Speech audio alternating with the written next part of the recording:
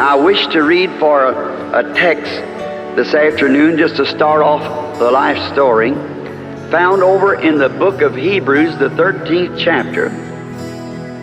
For Jesus also, that he might sanctify the people, with his own blood suffered without the gate. Let us go, therefore, to him without the camp, bearing his reproach. For here we have no continuing city, but we seek one to come. And my thought is that here we have no continuing city, but we seek one to come. I've stood in Rome, where the great emperors and the cities that they thought they would build immortal, and dig down 20 feet to even find the ruins of it. I've stood where the pharaohs had their great kingdoms, and you dig down in the ground to find where the great pharaohs ruled. All of us like to think about our city and our place, but remember, it cannot stand. When I was a little boy, I used to go to a great maple tree. This great, gigantic tree, it was the most beautiful tree. And I could see its great, mighty branches sway in the wind, great, huge trunk. And I said, you know, I believe that this tree will be here for hundreds and hundreds of years. Not long ago, I took a look at the old tree. It's just a snag. For here we have no continuing city. No, nothing here on the earth that you can look at will continue. It's got to have an end. Everything that's mortal has to give away to an immortality. Now, I used to see my father. He was rather a short, stocky man, very strong. And he was one of the strongest little men that I knew of. And then I remember when Dad used to come in and take his wash for dinner, and he'd roll up his sleeves, them little short, stubby arms. And when he'd pull up his arms to wash, throw the water up on his face, the muscles just wadded in his little arms. And I said, you know, my daddy will live to be 150 years old. He was so strong, but he died at 52. See? Here we have no continuing city. That's right. We cannot continue. Now let's take a little trip, all of us. And it's good to stroll down memory's lane once in a while. Don't you think so? I was born in a little mountain cabin way up in the mountains of Kentucky.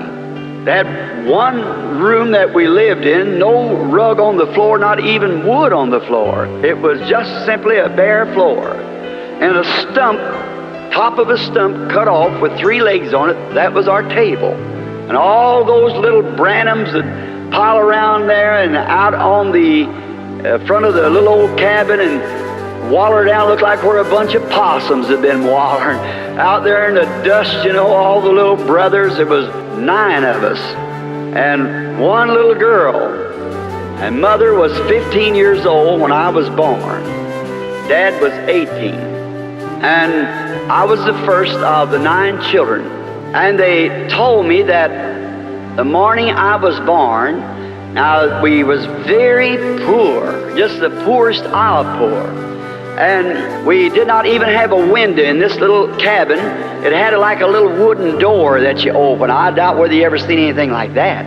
A little wooden door that opened instead of a window. You keep it open in the daytime, you closed it at night. We couldn't turn on the electric lights or even burn kerosene in those days. We had what you call a grease lamp. And I was born on April the 6th, 1909. Of course, you know that makes me a little over 25 now. And so the morning that I was born, Mother said that they opened up the window. Now, we had no doctors. There was a midwife. And that midwife was my grandmother. And so when I was born and my first beginning to cry, and Mother wanted to see her child, and And when they opened up the little window just at the break of day, about 5 o'clock, and there was an old robin sitting by the side of a little bush. Did you ever hear the legend of the robin, how he got his red breast? There was the King of Kings was dying one day on the cross. And he was suffering, and no one would come to him. He had no one to help him. And there was a little brown bird wanted to take them nails out of the cross. And he kept flying into the cross and jerking on those nails. He was too little to pull them out. And he got his little breast all red with blood. Ever since then, his breast has been red. He was sitting at the side of the window, chirping as the robins sing, and Dad pushed back the window. And when they pushed the little window door back, that light that you see in the picture come whirling in the window. Says my mother, and hung over the bed. Grandmother didn't know what to say. Now was not a religious family. And then when they opened this window and this light stood in there, they did not know what to do. Dad had bought him, Mama said, a new pair of overalls for this event. He's standing with his arms in the bib of the old overalls like the woodsmen and loggers used in those days, and it frightened them. Well, after I'd got up maybe 10 days old or something, they'd taken me up to a little Baptist church called Possum Kingdom. And the old preacher came by, and there he offered prayer for me as a little boy. That was my first trip to church. At the year of about something a little over 2 years old, the first vision taking place. Well, they had told around in the mountains there that this light came in, so they tried to figure it up. Some of them said it must have been the sunlight reflecting on a mirror in the house, but there was no mirror in there, and the sun wasn't up. So it was too early at 5 o'clock. And then, they just passed it by, and when it's about supposed to be near 3 years old, now I have to be honest. There's things here that I do not like to say, and I wish I could bypass it and not have to say it, but yet to tell the truth, you must tell the truth. If it's on yourself or your people, be honest about it, then it's always the same. My father was a long way from being a religious person. He was a typical mountain boy that drank constantly all the time.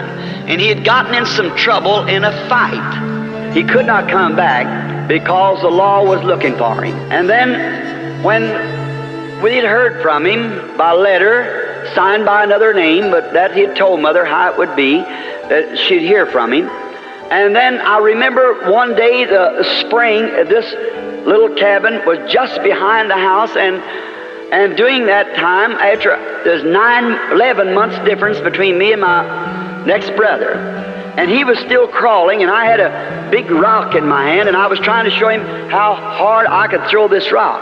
And the old mud where the spring had run out of the ground and made the muddy ground, and I heard a bird, and it was singing up in a tree. And I looked up to that tree, and the bird flew away. And when it did, a voice spoke to me. I know you think I could not think and remember that, but the Lord God who judged the earth and the heavens and all there is knows that I'm telling the truth. That bird, when it flew away, a voice came from where the bird was in the tree like a wind caught in the bush, and it said, "You'll live near a city called New Albany." And I've lived from the time I was 3 years old until this time within 3 miles of New Albany, Indiana. I went in and told my mother about it. Well, she thought I was just dreaming or something. Later we moved to Indiana, and Father went to work for a man, Mr. Wathen, a rich man. And Dad, being a poor man, yet he could not do without his drinking, so he went to making whiskey in a still. And then it worked a hardship on me because I was the oldest of the children, I had to come and pack water to this still to keep those coils cool while they were making the whiskey. Then he got to selling it, and then he got 2 or 3 of those stills. Now that's the part I don't like to tell, but it's the truth. And I remember one day from the barn coming up to the house crying because out at the back of the place was a pond. One day packing water from back out at this pump, which was about a city block, I was squalling to who wouldn't have it because I'd come from school and all the boys went out to the pond fishing. I just loved to fish. And so they all got to go fishing but me, and I had to pack water for this still. Of course, that had to be mum is prohibition. And it was such a hardship. And I stopped under this tree, and I was sitting there just squalling. It was in September. Because I wanted to go fishing, I had to pack several tubs of water with little molasses buckets, just about that high, half a gallon, because it's just a little lad of about 7 years old. And I'd pour them in a big tub and then go back and get another 2 buckets and come back pumping it. That's the water we had. And there's going to run off a batch of that corn whiskey that night. These men with Daddy up at the house. And I was crying, and all at once I heard something making a noise like a whirlwind, something like this. Now I hope it isn't too loud, going, just a noise like that. And I heard that noise, and I looked around. It's just as quiet as it is in this room. Not a leaf blowing nowhere, nothing. And I thought, where's that noise coming from? Well, I thought it must be away from here, just a lad, and it got louder and louder. I picked up my little buckets and squalled a couple more times and started up the lane. I was resting, and I got just a few feet from that, out from under the branches of this big tree, and oh my, it made a whirl sounding. Well, I started up the lane again, and I turned to look at this again. And when it did, a human voice, just as audible as mine is, said, don't you never drink, smoke, or defile your body in any way. There'll be a work for you to do when you get older. Why, it like to scared me to death. You can imagine how a little fella felt. I dropped those buckets and home I went just as hard as I could go, screaming the top of my voice, and there was copperheads in that country, snakes, and they're very poisonous. Mother thought, coming alongside the garden, I'd perhaps got my foot on a copperhead, and she ran to meet me, and I jumped up in her arms, screaming, hugging her, kissing her, and she said, what's the matter? Did you get snake bit? Looked me all over. I said, no, Mama, there's a man in that tree down there. Told me not to drink and not to smoke. Drink whiskeys and things, and I was packing water to a moonshine still right then. And he said, don't you never drink or defile your body in any way. That's immoral, you know, and my child, young manhood with women. And to my best, I have never one time been guilty of such. The Lord help me of those things, and as you go along, you'll find out. So then, don't drink or don't smoke or do not defile your body, for there will be a work for you to do when you get older. And then sometime about a month after that, I was playing marbles out with my little brothers out in the front yard, and all at once I had a strange feeling come on me. And I stopped and sat down on the side of the tree, and we were right up on the bank from the Ohio River. And I looked down towards Jeffersonville, and I seen a bridge rise up and go across the river, span the river, and I seen 16 men, I counted them, had dropped off of there and lost their lives on that bridge.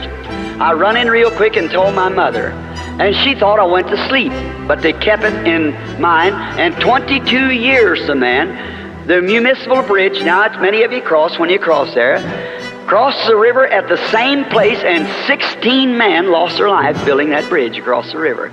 It's never failed to be perfectly true. As you see it here in the auditorium, it's been that way all the time. Then I remember coming on up, I got to be a young man. When I got to be a young man, I had ideas like all young men. Going to school, I found them little girls, you know, I was real bashful, you know, and I finally got me a little girlfriend. And another little boy, we were buddies, so he got his daddy's old Model T Ford, and we got a date with our girls, and we was going to take them out. Right. And so I had a few nickels in my pocket, and we stopped at a little place and you could get a ham sandwich for a nickel. And so, I was rich. I could buy 4 of them, see? And after we'd eat the sandwiches and drink the Coke, I started taking the bottles back. And to my surprise, when I come out, women had just started falling from grace at that time, or from womanhood. My little dove was smoking a cigarette.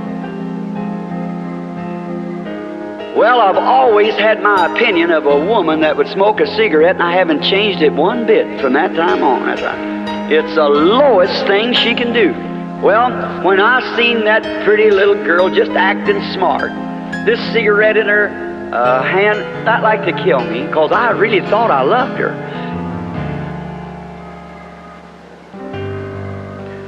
Later on, I found the girl when I was about 22 years old. She was a darling. She was a girl that went to church, German Lutheran. Her name was Branham, and she was a nice girl. She didn't smoke or drink or she didn't dance or anything. A nice girl. So when we got married, we didn't have nothing go housekeeping. I think I had $2 or $3. So we rented a house. It cost us $4 a month. It was a little old 2-room place. We set up housekeeping. I remember taking and painting a shamrock on the chairs when I painted them. And, we were happy. We had one another, so that's all necessary. God, by His mercy and His goodness, was the happiest little couple could be on the earth. I found this, that happiness does not consist of how much of the world's good you own, but how contented you are with the portion that's allotted to you. And after a while, God came down and blessed our little home. We had a little boy. His name was Billy Paul. And a little later from that, about 11 months, He blessed us again with a little girl called Sharon Rose, taken from the word of the Rose of Sharon.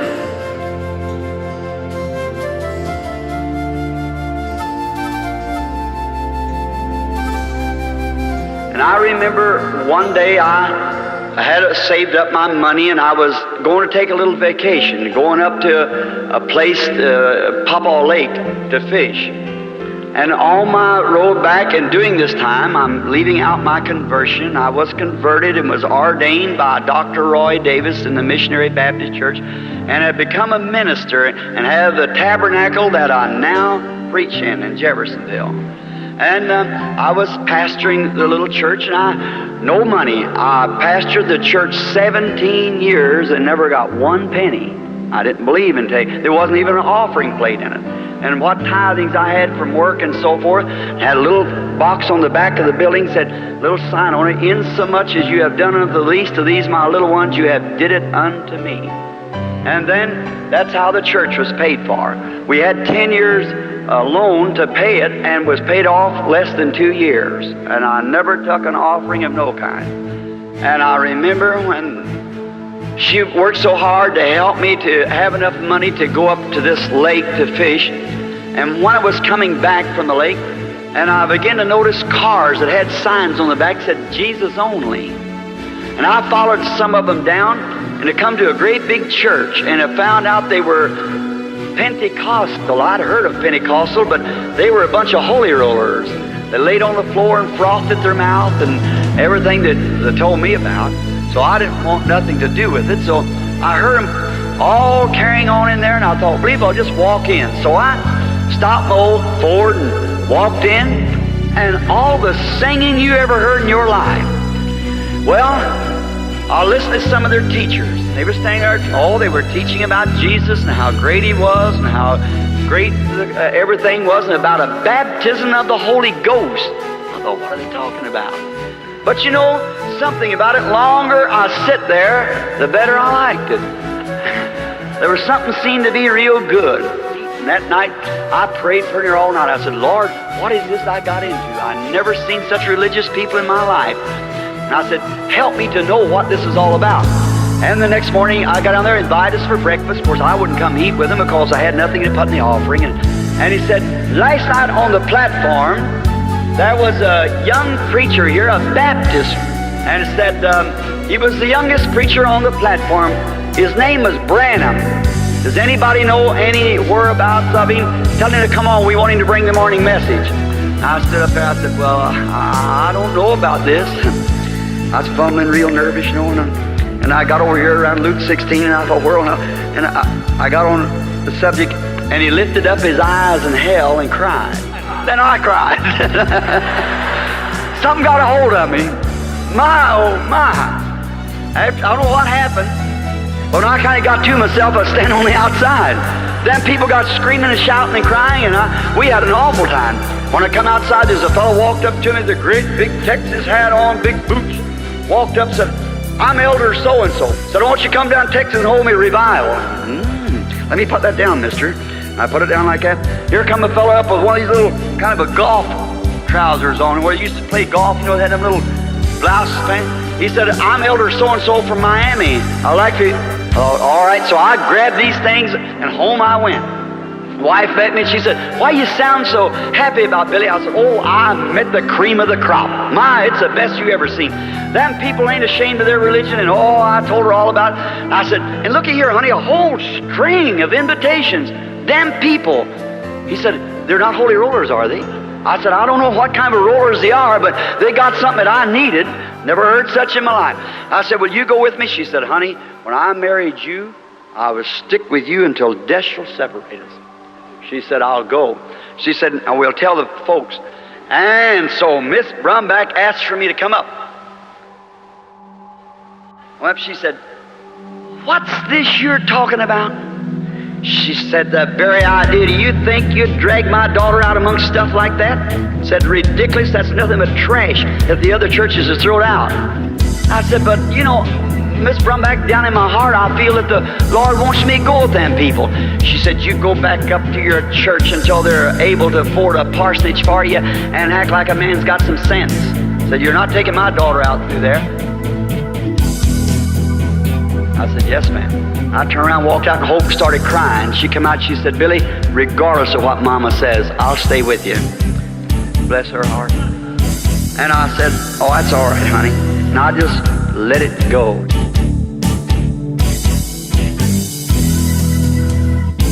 She wouldn't let her daughter go with such people as that because it wasn't nothing but trash. And so I just kind of let it go. It's the worst mistake I ever made in my life. One of the worst.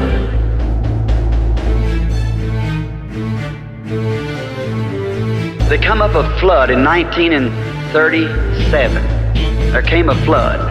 And I was on patrol at that time, and I was trying my best to bring the people out of the flood houses, tearing down, and my own wife took sick, and she was real sick with pneumonia. And they took her out to the regular hospital so full we couldn't put her in there, so we take her out to the government where they had a room out there. And so then they called me back out, and I always lived on the river and quite a boatman, so I was trying to get the people, rescue them from the flood. And then they called me, said, there's a house over on Chestnut Street's about ready to go in. There's a mother and a bunch of children in there. Said, if you think your motor can get into them. I said, well, I'll do all I can. And I shooting those waves, the dike had broke up there, and oh my, they were just washing the city out.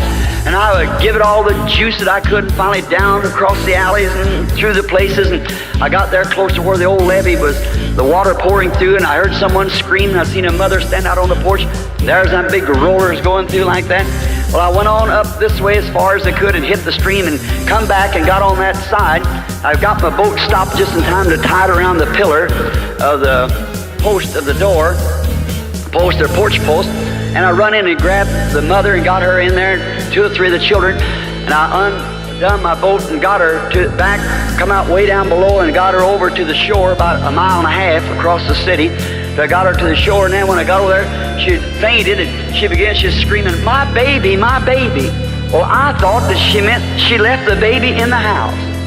Ooh, my, I tucked back again while they were trying to take care of her, and I come to find out she was won't know where her baby was there. There was a little fellow about 3 years old, and I thought she meant a little nursing baby or something.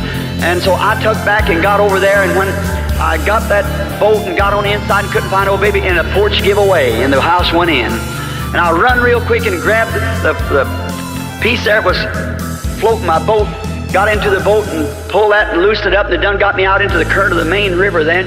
It was about 11:30 at night, and it's sleeting and snowing, and I grabbed a hold of the starter string, and I tried to pull the boat, and it wouldn't start, and I tried, and it wouldn't start, and I tried again, getting farther in that current, the falls just below me.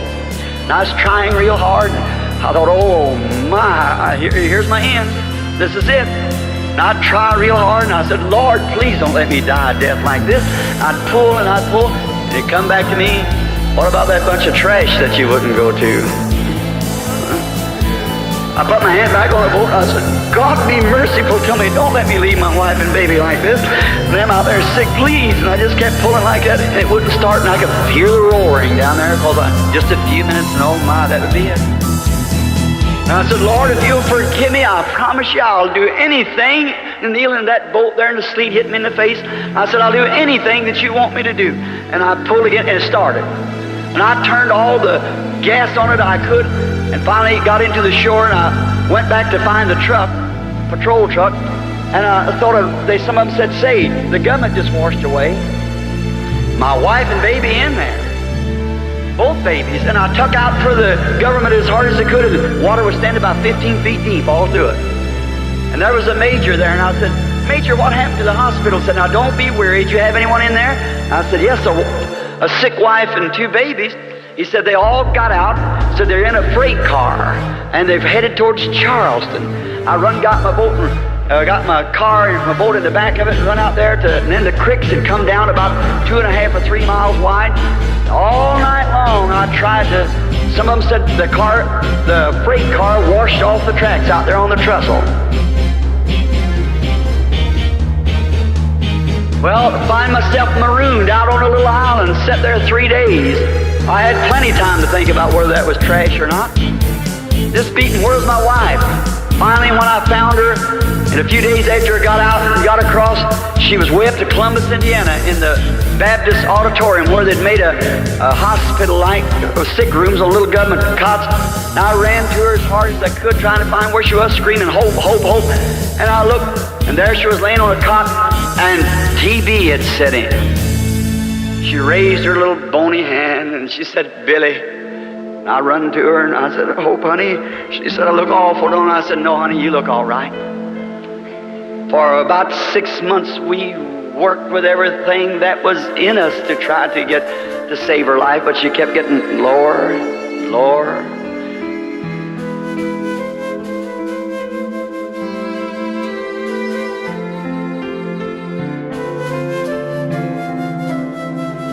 One day I was on patrol, and I had my radio turned on, and I thought, I heard him say, make a call on the radio, said, for William Branham, wanted the hospital at once, wife dying. I rushed back to the hospital as quick as I could, turned on the red light and the siren and took off. And then I got up at the hospital, and I stopped running, coming down through the hospital. I seen a little buddy of mine that we fished together, we run together as boys, Sam Adair. And so then here he come out like that, and had his hat in his hand.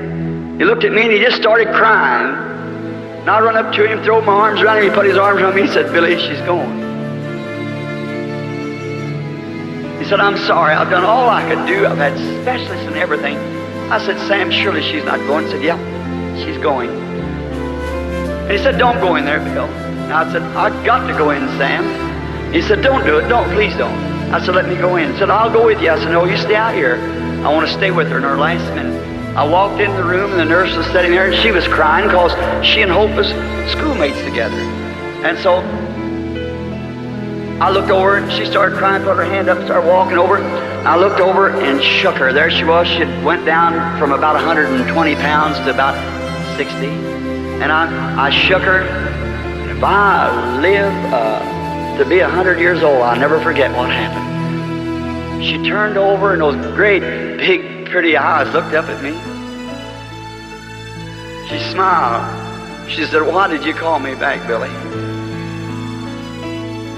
I said, honey, I just got the cast. I had to work. We was way in debt and hundreds of dollars a doctor bill and nothing to pay it with, and I just had to work.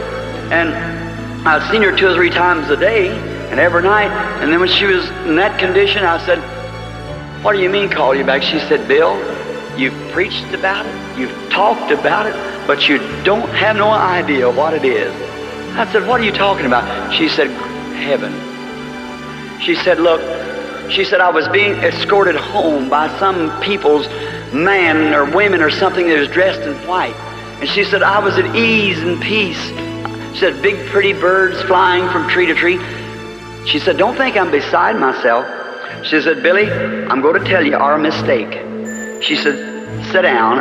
I didn't. I knelt down. Took her hand. She said, you know where our mistake is? And I said, yes, sweetheart, I do. She said, we should have never listened to Mama. Them people were right. I said, I know it. She said, promise me this, that you'll go to those people. Said, because they're right. And she said, raise my children like that. And she said, I want to tell you something. She said, I'm dying. I said, I don't dread going. Said, it's beautiful. She said, the only thing I hate to leave you, Bill. And I know you got these two little children to raise. She said, promise me that you'll not stay single and let my children be pulled about from pillar to post. That's a sensible thing for a 21-year-old mother.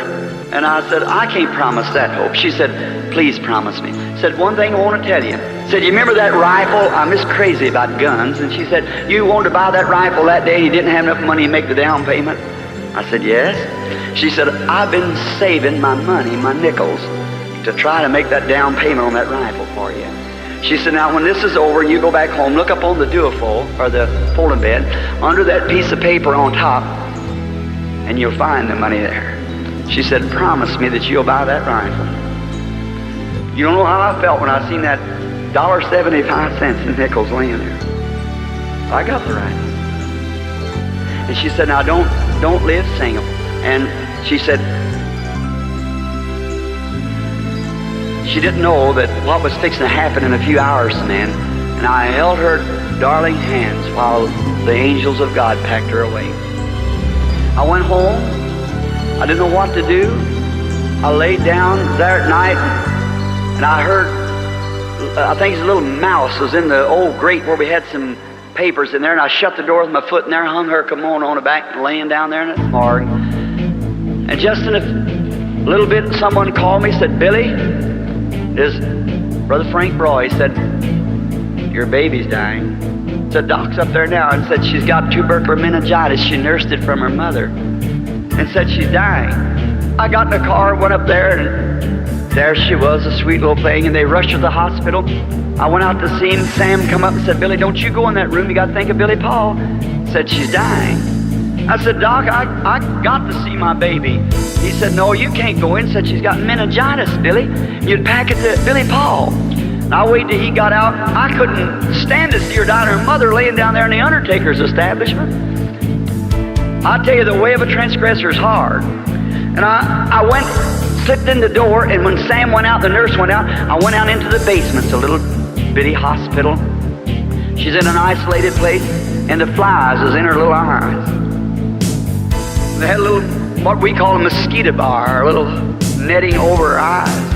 And she was a little spasm, her little fat leg was moving up and down like that, and her little hands with that spasm. I looked at her, and she's just big enough to be cute, about 8 months old. And her mother used to set her out there with her little 3 corners on, you know, in the yard when I'd come up and I'd toot the horn, and she'd go goo, goo, goo, goo, reaching for me, you know.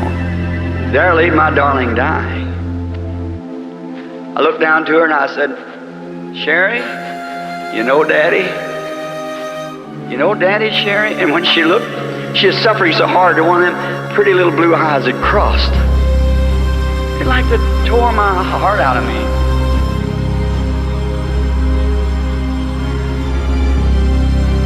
I knelt down, I said, Lord, what have I done? Have not I preached the gospel on the street corners? I've done everything that I know to do. Don't hold it against me. I never call them people trash.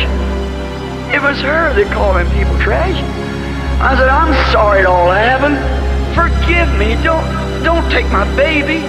And while I was praying, looked like a sheet or cloth come down, I knowed he had refused me.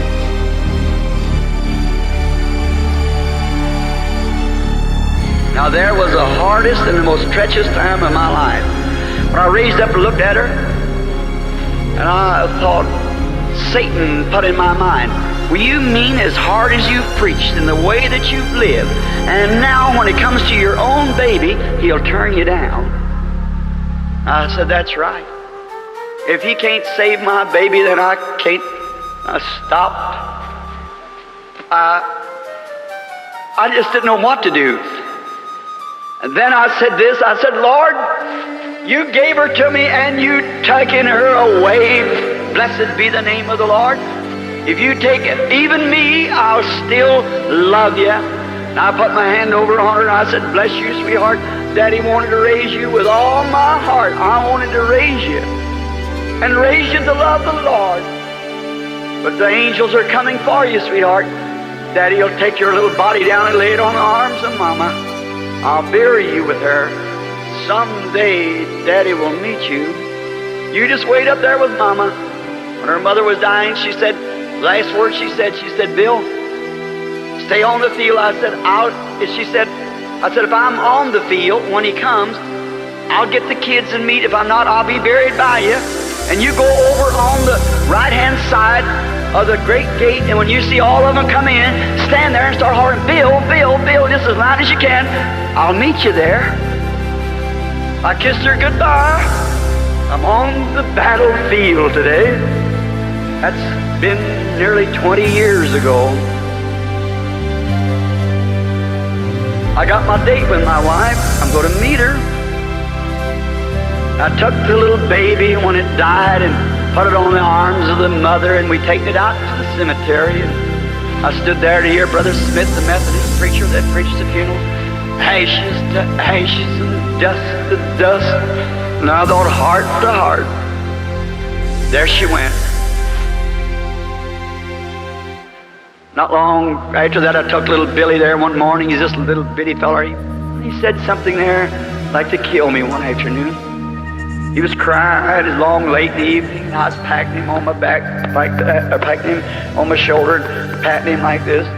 He said, Daddy, please go get Mama and bring her here. And I said, honey, I can't get Mama. Jesus said, well, tell Jesus to send me my Mama. I want her. I said, well, honey, me and you go see her sometime. And he stopped and said, Daddy. And I said, yeah. He said, I see Mama up there on that cloud. Like to kill me. I thought, I see Mama up there on that cloud. I just almost fainted. I hugged the little fella up to my bosom like that, just held my head down, went on in. Days passed. I couldn't forget it. I tried to work, couldn't go back home. It wasn't home no more. I wanted to stay. We didn't have nothing but just that old tore up furniture, but it was something that she and I had enjoyed together. It was home. And I remember one day I was trying to work in the public service. I went up to fix an old secretary was hanging down. It was real early in the morning, and I climbed up this cross, and I couldn't get that baby up. I could see my wife going, but that baby going, just a little bitty thing. And I was on there and I was singing, on the hill far away stood an old rugged cross, and the primaries run down to the transformer and went out into, secondary. And I was hanging up there on it, and I happened to look at the sun coming up behind me, and there my hand stretched out, and the sign of that cross on the hillside. I thought, yes, it was my sins that put him there. I said, Sharon, honey, Daddy wants to see you so bad, honey. I would like to hold you in my arms again, you darling little thing. I got beside myself. It had been weeks. I pulled off my rubber glove. There's 2,300 volts running right beside of me. I pulled off my rubber glove. I said, God, I hate to do this. I'm a coward. But Sherry, Daddy's going to see you and Mommy just in a few minutes. Started pulling off my glove to put my hand on that 2,300 and break it. Why, you even have no blood left in you. And so I started pulling that glove off, and something happened. When I come to, I was sitting on the ground with my hands up like this to my face, crying. It was God's grace, or I wouldn't have been having a healing service here. I'm sure of that. It was Him protecting His gift, not me. I started home. I quit. Put my tools away and went back. I said, I'm going home. I started around the house, and I picked up the mail in the house, kind of cold, and I went in. We had one little room. I was sleeping on a little cot there, and the frost coming up, and that old stove. I took the mail, and I looked in the mail, and the first thing on there was her little Christmas saving, 80 cents. Miss Sharon Rose Branham. There it was all over again. I'd been game warden. I reached in there and got my gun, pistol, out from the holster. I said, Lord, I can't go this anymore. I'm dying. I'm so tormented. I pulled the hammer back on the gun, put it up to my head, kneeling there on that cot in that dark room. I said, Our Father, art in heaven, hallowed be thy name. Thy kingdom come, thine will be done. As I tried, I squeezed that trigger as hard as I could. I said, on earth as it is in heaven. Give us this day our daily bread, and it wouldn't go off. I thought, oh God, are you just tearing me to pieces? What have I done? You won't even let me die. And I threw the gun down and went off and shot through the room. I said, God, why can't I die and get out of it? I just can't go no farther. You've got to do something to me. And I fell over and started crying on my little old dirty bunk there. And I must have went to sleep. I don't know whether it was asleep or what happened. And I thought I was going down along through the prairie, singing that song. There's a wheel on the wagon that's broken, sign on the ranch for sale. As I went along, I noticed an old covered wagon, like an old prairie schooner, and the wheel was broke. Of course, that represented my broken family. And as I got close, I looked, and there stood a real pretty young girl, about 20 years old, white flowing hair and blue eyes, dressed in white. I looked over at her. I said, how do you do? Went on. She said, hello, Dad. And I turned back and I said, Dad? Well, I said, how, miss, can I be your daddy when you're as old as I am? She said, Daddy, you just don't know where you're at. And I said, well, what do you mean? She said, this is heaven. Said, on earth I was your little Sharon. Well, I said, honey, you was just a little baby. Said, Daddy, little babies are not little babies. Sure, they're immortal. They never get old or never grow. And I said, oh, Sharon, honey, you're a pretty young woman. She said, Mama's waiting for you. And I said, where? She said, up at your new home. And I said, new home? Branhams are vagabonds. They don't have homes. They just... And I said, well, I never had a home, honey. She said, but you got one up here, Daddy. I don't mean to be a baby, but it's just so real to me. As I start to thinking of it, it all comes back again. She said, you got one here, Daddy. I know I got one over there. Someday I'll go to it. She said, where's Billy Paul, my brother? I said, well, I left him at Miss Broy's just a few minutes ago. Said, Mother wants to see you. And I turned and looked, and there was great big palaces, and the glory of God coming up around him, and I heard an angelic choir singing, my home, sweet home. I started up a long steps running just as hard as I could, and when I got to the door, there she stood, a white garment on, that black hair long, holding down her back. She raised out her arms as she always did when I come home tired from work or something. I caught her by the hands and I said, honey, I seen Sharon down there. I said, she made a pretty girl, didn't she? She said, yes, Bill. She said, Bill, put her arms around me, and she said, just around my shoulders. She started patting me. She said, stop worrying about me and Sharon. I said, honey, I can't help it. She said, now Sharon and I are better off than you are. And said, don't worry about us no more. Will you promise me? And I said, I said, I've been so lonesome for you. And for Sharon, and Billy cries all the time for you. I said, I don't know what to do with him. And she said, it'll be all right, Bill.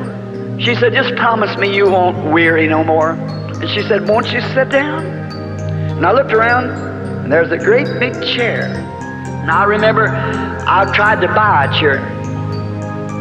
I tried to buy a chair one time. We just had them old common wooden bottom chairs for that breakfast set. We had to use them, the old chairs we had. And we could buy one of these chairs that let back in the back like I forget what kind of an easy rest chair. And it cost $17. You could pay $3 down and $1 a week.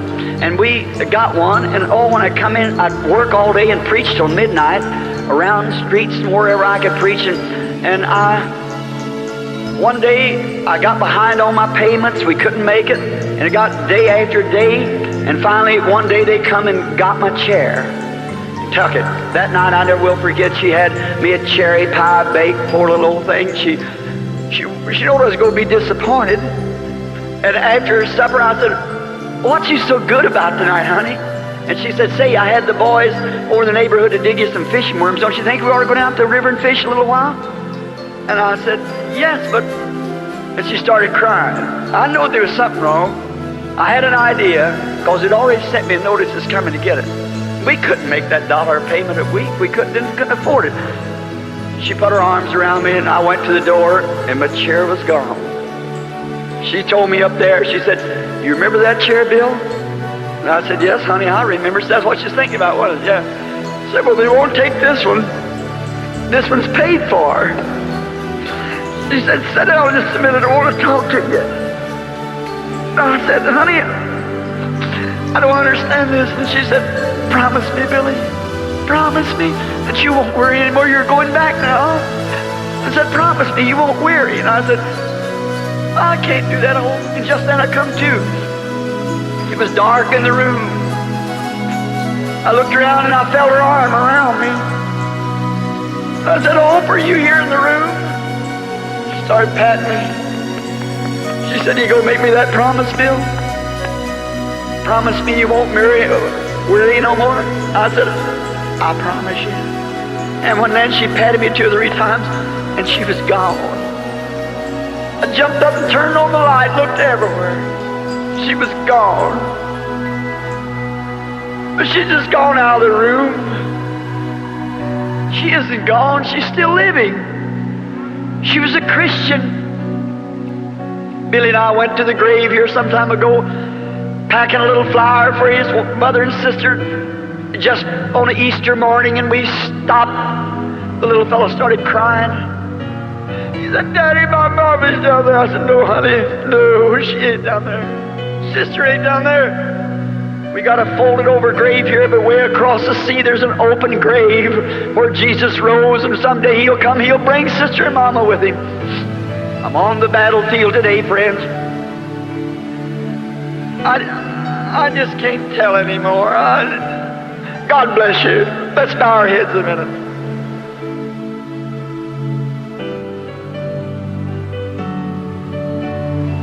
Oh, Lord.